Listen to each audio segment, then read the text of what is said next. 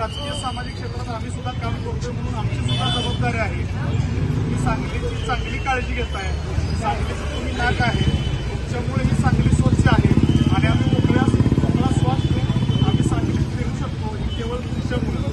त्यामुळे सकाळची झालेली जी घटना आहे ती दुर्दैवी आहे। महापालिका प्रशासनानं त्या महिला कर्मचाऱ्याची जी काही उपचाराची जी काही बाजू आहे, खर्च जो आहे तो महापालिकेनं स्वीकारलेला आहे, परंतु अशी जी काही घटना आहे ती वारंवार इथून पुढे होऊ नये।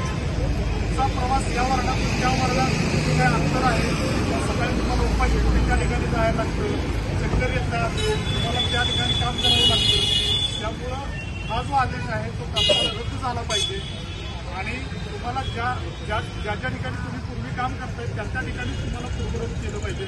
यासाठी सुद्धा माझी जबाबदारी म्हणून मी आज संघटनेच्या वतीनं सांगली जिल्हाधिकारी यांच्याकडे मागणी केलेली आहे, आयुक्तांकडे सुद्धा लेखी मागणी केलेली आहे। त्यामुळं या आंदोलनाला आमचा पूर्णपणे पाठिंबा आहे।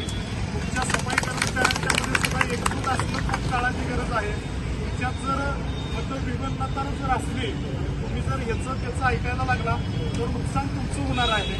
आम्ही राजकीय सामाजिक सगळे बांधव कार्यकर्ते आम्ही तुमच्या सोबत आहेत। तुम्ही जो निर्णय घ्याल त्या निर्णयासोबत सुद्धा आम्ही इथून पुढे राहू एवढं बोलतो आणि तुमच्या या आजच्या आंदोलनाला मी स्वाभिमानी स्वराज्य सेनेच्या संघटनेच्या वतीने मी जाहीर पाठिंबा या ठिकाणी देतो।